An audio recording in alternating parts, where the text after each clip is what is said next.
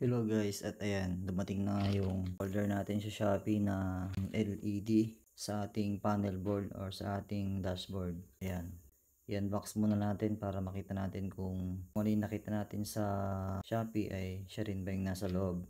Ayan, let's go.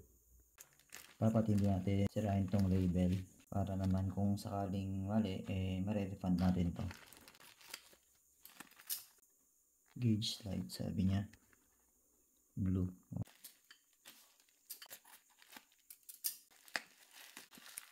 Yun. Oh, yung liliit. So, ito siya. Kulay blue. Ayan guys. Positive naman. Kung ano yung nandun sa picture, siya naman tong nandito sa actual. Yung nakuha natin. Ayan. Bukas natin ikakabit. So, ayan. Bukas na lang. Let's go.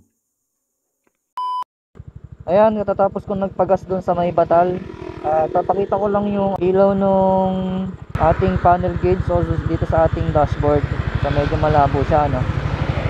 Ayun, punta lang ako doon sa medyo maliwanag at doon tayo magkakabit. Baklasin kasi natin to. Madali lang naman baklasin to, kaya tara na. Let's go. Dito na lang ako magbabaklas. So dito, baklasin lang natin yung mga tornilyo.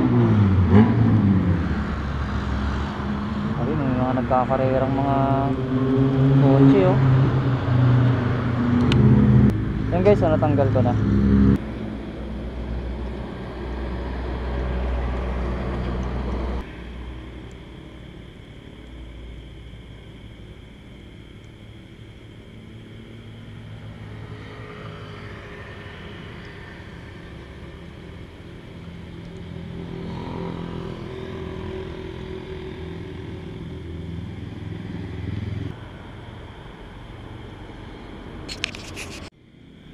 Ito guys, so naikabit ko na yung isa. Medyo mahirap siyang ikabit, no? Kasi bubuka mo ng gusto. Ayan guys, oh. Diba? Asul na asul. Alright.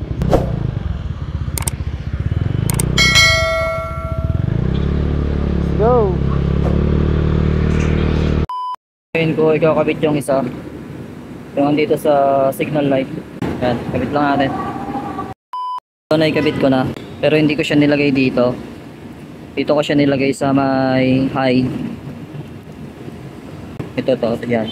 Diyan ko nilagay. Kaso naglulus. Yan, tumapit ka lang. Yan, mamaya pang gabi mapakita ko. Let's go. Ayan guys, nagbabalik tayo. At ayan, gabi na. Ito nga pala yung pinalitan natin ng LED sa ating panel board o dito sa ating dashboard. Kita nyo naman, ano? Lumakas siya, mas lumiwanag. Yan, so dalawang LED siya. Dito ko nilagay sa signal light. Ayaw kasi gumana sa signal light, eh. Dito ko na lang siya nilagay sa may high and low. Dito sa may indicator dito, kung naka high ka or naka low ka. Kaya ito papakita ko na lang. Yan, grabe kalakas ng ilaw ng kalakas.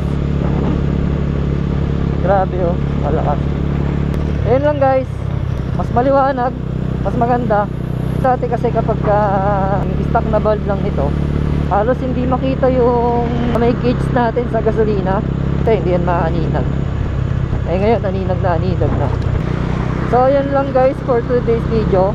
At kung hindi ka pa naka-subscribe sa ating channel at bago ka pa lang dito sa ating YouTube channel, ay huwag kalimutang mag-subscribe kung bago ka pa lang.